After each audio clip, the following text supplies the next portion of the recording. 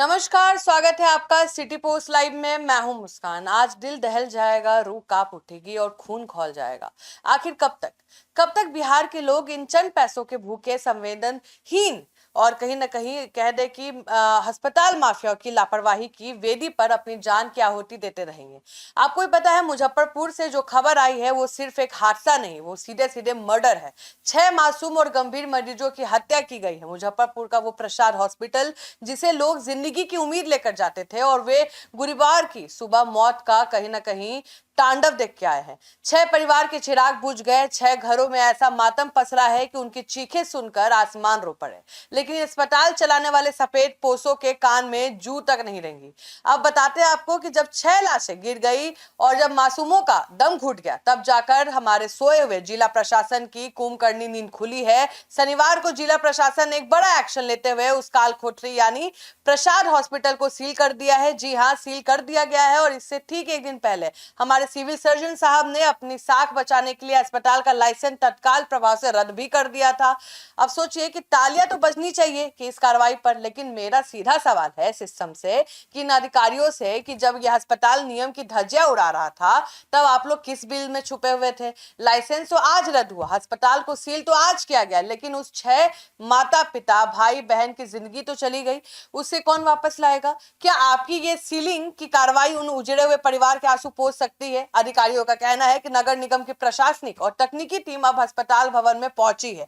अब वहां building bylaws, सुरक्षा मानकों की जांच की जा रही है। प्रारंभिक जांच में सामने आया है कि सुरक्षा नियमों की गंभीर अनदेखी की गई थी। और ये जांच का ढोंग किसके लिए किया जा रहा है? जब अस्पताल बन रहा था, जब ये आईसीयू वार्ड चालू चल रहा था, तब नगर निगम की आंखें अंधी थी क्या? फायर ब्रिगेड के एनओसी बांटने वाले अधिकारी सो रहे थे? गुरुवार की सुबह जब उस आईसीयू वार्ड में शॉर्ट सर्किट हुआ तो वहां वार्ड नहीं था, बल्कि एक गैस चैम्बर बना हुआ था। जरा सोचिए उन गंभीर मरीजों की बेबसी के बारे में, जो पहले से ही जिंदगी और मौत के बीच में झूल रहे थे, वेंटिलेटर पे, ऑक्सीजन सपोर्ट पे थे।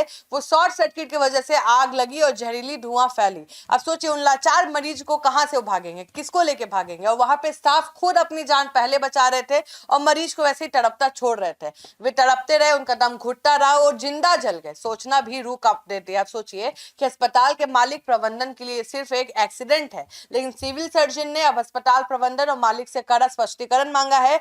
स्पष्टीकरण क्या स्पष्टीकरण वो देंगे?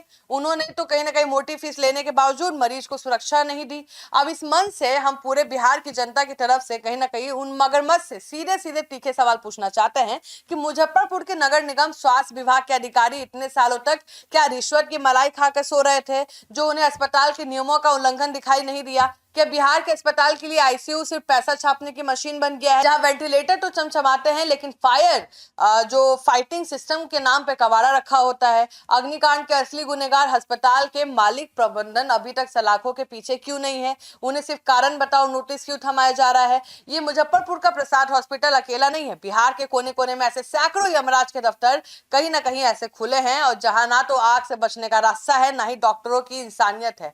हम जिला प्रशासन को कहीं ना कहीं उनसे दरखास्त करते हैं, उनसे सवाल करते हैं कि सीलिंग और लाइसेंसिंग रद्द करने का नाटक अब बंद कीजिए। बिहार की जनता को अब खोखली जांच रिपोर्ट नहीं, बल्कि ठोस नतीजा चाहिए। उन 6 मरीजों के हत्यारे, उन अस्पताल के मालिक, जिन भ्रष्ट अधिकारियों ने इस मौत की इमारत को हरी झंडी दी थी, इन सबको घसीटते हुए जेल की सलाखों के पीछे डालिए। जब तक इन टेंडर माफिया, अस्पताल माफियाओं पर कहीं ना कहीं मुकदमा दर्ज नहीं होता है, उन्हें जेल नहीं भेजा जाता है, तब तक जनता का गुस्सा शांत नहीं होगा। आप क्या सोचते हैं इस पूरे कांड को लेकर? हमें जरूर बताएं।